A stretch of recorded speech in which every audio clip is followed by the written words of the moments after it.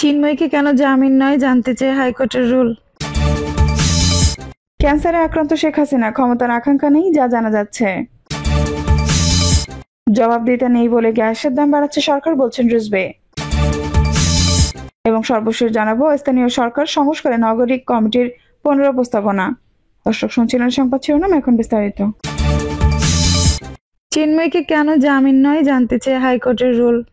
রাষ্ট্রদ্রোহের মামলায় সাবেক ইসকন নেতা চিন্ময় কৃষ্ণ দাসকে কেন জামিন দেওয়া হবে না তা জানতে চেয়ে রুল জারি করেছেন হাইকোর্ট। আদালতে জামিন আবেদনের পক্ষে শুনানি করেন আইনজীবী অপূর্ব কুমার ভট্টাচার্য ও প্রবীর রঞ্জন হালদার, আর রাষ্ট্রপক্ষে শুনানি করেন অতিরিক্ত অ্যাটর্নি জেনারেল অনিক আর হক ও অতিরিক্ত অ্যাটর্নি জেনারেল আরশাদুর রউফ। এর আগে 2 জানুয়ারি চিন্ময় দাসের জামিন আবেদন নামঞ্জুর করেন চট্টগ্রাম মহানগর দায়রা জজ। গত 31 অক্টোবর তার বিরুদ্ধে জাতীয় পতাকা অবমাননার অভিযোগে রাষ্ট্রদ্রোহের মামলা হয়। এ মামলায় আরও 18 জনকে আসামি করা হয়। 25 নভেম্বর ঢাকা গ্রেপ্তার করা হয় চিন্ময় দাসকে। পরদিন জামিন আবেদন করা হলে তার নামঞ্জুর করে তাকে কারাগারে পাঠানোর নির্দেশ দেন চট্টগ্রাম মেট্রোপলিটন ম্যাজিস্ট্রেট। ওই দিন আদালত প্রাঙ্গণে ব্যাপক সংঘর্ষ হয়। আদালত চত্বরে কুপিয়ে হত্যা করা হয় আইনজীবী সাইফুল ইসলামকে। ক্যান্সারে আক্রান্ত শেখ হাসিনা ক্ষমতার আকাঙ্ক্ষা নেই যা জানা যাচ্ছে।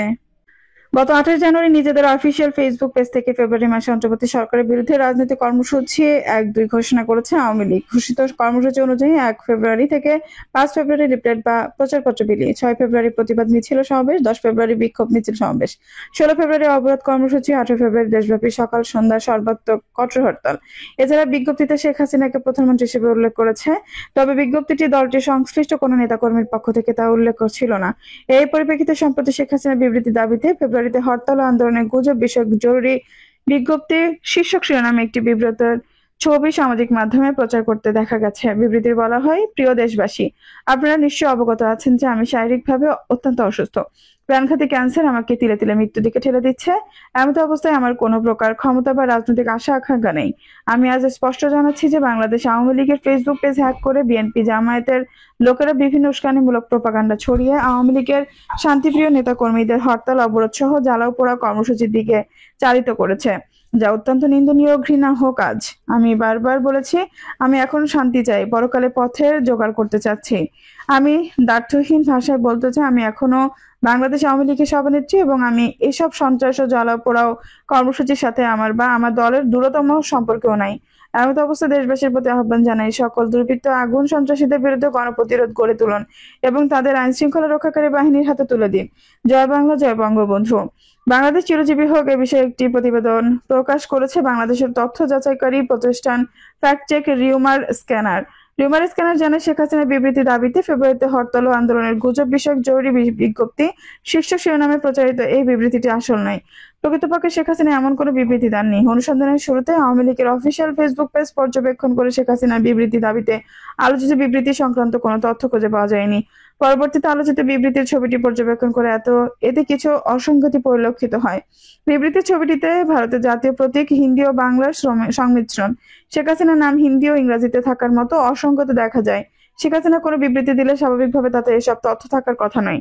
এছাড়া বিবৃতিটিতে বাংলা আওয়ামী লীগের ফেসবুক পেজ হ্যাক হয়েছে দাবি করা হলেও এমন কোনো তথ্য গণমাধ্যম বা আওয়ামী লীগের নির্ভরযোগ্য সূত্রে কোনো তথ্য খুঁজে পাওয়া যায়নি। গণমাধ্যমে বা নির্ভরযোগ্য সূত্রে আলোচিত বিবৃতি বিষয়ে কোনো তথ্য খুঁজে পাওয়া যায়নি। সুতরাং শেখ হাসিনার বিবৃতি দাবিতে ফেব্রুয়ারিতে হরতাল ও আন্দোলনের গুজব বিষয়ক জরুরি বিজ্ঞপ্তি শীর্ষক শিরোনামে প্রচারিত এই বিবৃতিটি ভুয়া ও বানোয়াট। জবাবদিহিতা নেই বলেই গ্যাসের দাম বাড়াচ্ছে সরকার, বলছেন রিজভী। জবাবদিহিতা নেই বলে গ্যাসের দাম সরকার বাড়াচ্ছে বলে মন্তব্য করেছেন বিএনপি সিনিয়র যুগ্ম মহাসচিব রুহুল কবির রিজভী। তিনি বলেন, এই সরকার জবাবদিহিতা থাকলে 12 কেজি গ্যাস সিলিন্ডারের 19 টাকা দাম বাড়াতো না। দাম বাড়ার কারণে সীমিত ও নিম্ন আয়ের মানুষের উপর ভয়ঙ্কর চাপ পড়বে। গ্যাসের সিলিন্ডারে 19 টাকা করে বাড়ানোর অযৌক্তিক ও গণবিরোধী সিদ্ধান্ত বলে মনে করেন রিজভী। তার মতে দেশে নির্বাচিত সরকার থাকলে এ ধরনের পরিস্থিতি হবে না। রিজভী বলেন, আমরা গণতান্ত্রিক দল অন্তর্বর্তী সরকারকে সাপোর্ট দেই, কিন্তু আমাদের সরকারকে মনে রাখতে হবে গণবিরোধী ও গরিব মানুষের মারার সিদ্ধান্ত যেন না হয়। এমনিতে নিত্য প্রয়োজনীয় দ্রব্যমূল্য প্রতিদিন বাড়ছে, চালের দাম কমাতে পারেননি, তার মধ্যে যদি গ্যাসের দাম বাড়ানো হয় তাহলে মরার উপর খাড়ার ঘা ছাড়া কিছুই নয়। শেখ হাসিনা দেশের জনগণের ক্ষমতা বেড়ে নিয়েছিল, দেশের জনগণের ক্ষমতা কেড়ে নিয়েছিল উল্লেখ করে বিএনপির এই নেতা বলেন, সেই ক্ষমতা জনগণের কাছে ফিরিয়ে দিতে হবে। কারা সরকার গঠন করবে তা নির্ধারণ করবে দেশের জনগণ, কিন্তু শেখ হাসিনা সেটা করতে দেয়নি।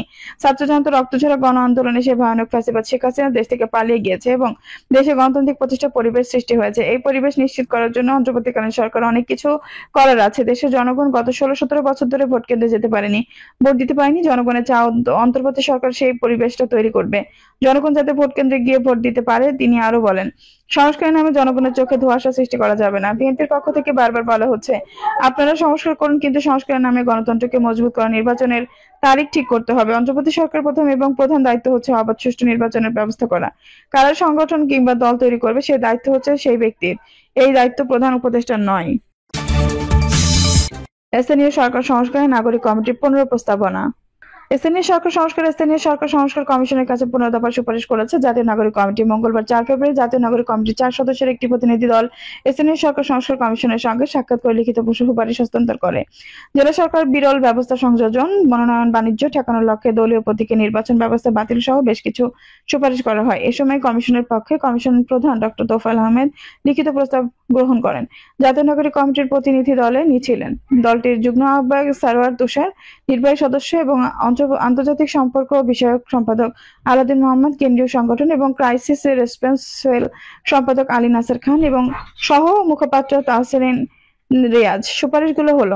সুপারিশগুলো হলো বর্তমান সংবিধানে স্থানীয় সরকারকে স্থানীয় শাসন হিসেবে অভিহিত করা, স্থানীয় সরকার প্রতিষ্ঠানগুলোতে এক কেন্দ্রিক শাসন ব্যবস্থার অবসান ও কার্যকর জনসেবা নিশ্চিত করতে স্থানীয় সরকারের স্তর হবে 3টি, যেমন ইউনিয়ন পরিষদ, উপজেলা পরিষদ এবং জেলা পরিষদ। স্থানীয় সরকারের কেন্দ্রস্থল হবে জেলা পরিষদ, যেটি জেলা সরকারের আদালতে পরিচালিত হবে। সব পরিষদ সরাসরি নির্বাচিত প্রতিনিধিদের সমন্বয়ে গঠিত হবে।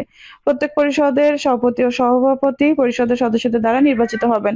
পরিষদের জবাবদিহি নিশ্চিতে স্থানীয়ভাবে গ্রহণযোগ্য ব্যক্তিদের সমন্বয়ে ইউনিয়ন ও উপজেলা পর্যায়ের একটি মনিটরিং কাউন্সিল করতে হবে, যেখানে মাসিক ভিত্তিতে স্থানীয় জনপ্রতিনিধিরা মনিটরিং কাউন্সিলের সঙ্গে সমন্বয় করে কার্যক্রম পরিচালনা করবেন। স্থানীয় সরকারকে স্বশাসিত ও গণপ্রতিনিধিত্বশীল করে গড়ে তুলে উন্নয়ন কর্মকাণ্ডের কেন্দ্রবিন্দু করা। সংবিধানে 59 ও 60 অনুচ্ছেদে সংস্কার করা। জনমানুষের কাছে জবাবদিহি নিশ্চয়তার লক্ষ্যে স্থানীয় সরকারের নির্বাচিত প্রতিনিধিদের প্রত্যাহার বা রিক্লের ক্ষমতা জনমানুষের কাছে দেওয়া। সাংবিধানিক ব্যবস্থা প্রণয়ন করা, তবে সেক্ষেত্রে গুরুতর অভিযোগের পরিপ্রেক্ষিতে ন্যূনতম 65% ভোটের আবেদনের পরিপ্রেক্ষিতে কেবল প্রত্যাহার করা যেতে পারে। স্থানীয় সরকারের সেবা জনগণের দোরগোড়ায় পৌঁছে দেওয়া। স্থানীয় সরকারকে পরিকল্পনা ও বাজেট প্রণয়নের ক্ষেত্রে স্বাধীনতা দিতে হবে, এমন স্থানীয় পর্যায়ে আবাসন চাহিদার সঙ্গে কৃষি ও স্থানীয় শিল্পের বিকাশের সম্ভাবনাকে মাথায় রেখে তাদের টেকসই পরিবেশ ব্যবস্থা করা।